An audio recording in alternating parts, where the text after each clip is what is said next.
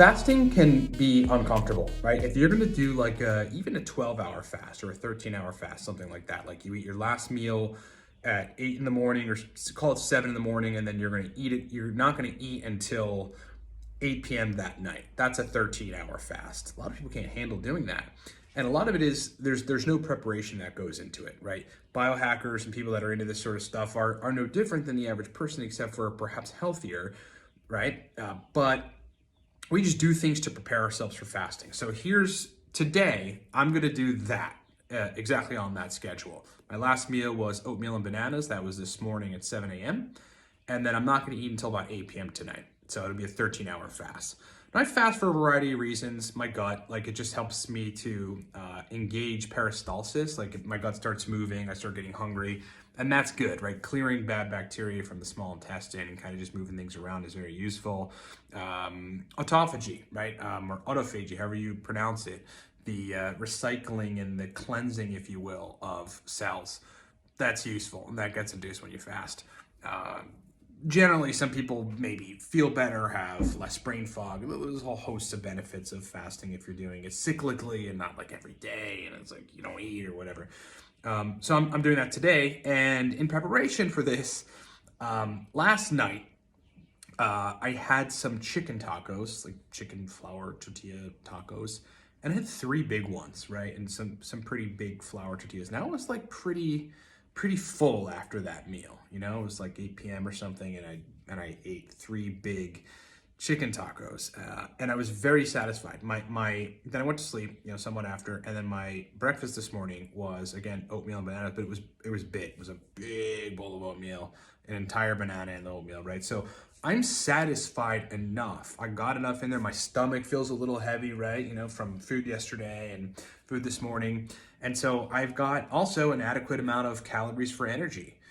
Now I'm set up for the fast. Do you see what I mean? Like I'm set up now because I ate a lot last night. I ate a lot this morning. I'm set. I've got the energy. I slept well last night. I'm not going to be hungry here in a little bit or at 2 p.m.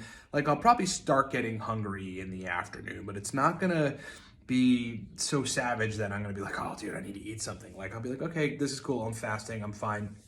And then again, when 8 p.m. comes around, probably from like 5 to 8 p.m. is when I'll really start to notice that I'm getting hungry, which is totally okay. Latter end, where all the good stuff is happening in the fast. And then tonight at 8 p.m. I'll have my meal. And I don't even really know what it's gonna be. Maybe some salmon and asparagus and a sweet potato. That's what I'm looking at.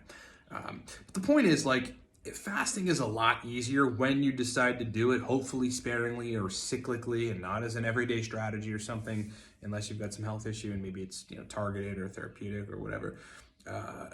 Setting yourself up for a fast is a good idea. And the way that you do that is you consume a pretty good amount of calories and make sure you have energy and carbohydrates and fat and protein, before you do it. Like, fine, if you want to eat the night before, like if you're going to do a fast from the moment you wake up, which is really a fast from 8 hours previous. If you went to sleep at, midnight call it or something, you wake up at 8, you've already been fasting for 8 hours. You're not going to eat breakfast, and then you're going to fast all the way up until 8 p.m. or something that night. Depending on when you ate the night before, that might be a 24-hour fast. When you're doing something like that, or even what I'm doing today, which is, again, a 13-hour fast, just eat a good bit of calories before, right? So that you're sated, maybe kind of overeat a little bit so that you've got enough calories and macros and micros in there to allow you to sustain energy, for the most part, and not when you get hungry, give in to eating and not follow your fast strategy that you said you would go on, right? Eat a pizza, totally fine. If you're gonna do a 24-hour fast or something and you've got your reasons for it or whatever, make your last night's meal. If you're gonna wake up and fast and eat one meal at 8 p.m. and then not eat another meal until the next day at 8 p.m., do a 24-hour fast, eat pizza, order your favorite pizza. Allow that the opportunity for you to have the cheat day and just go to town, all right? So prepare for fasting by getting enough calories in prior, because it's honestly a great way to both get your cheat day in and then also kind of sate you and put you in a place where the next day when you're fasting, even though you may be hungry, it's not gonna make you freak out and be like, oh, I'm gonna break my fast. Hope that helps. Thanks for watching. Talk to you.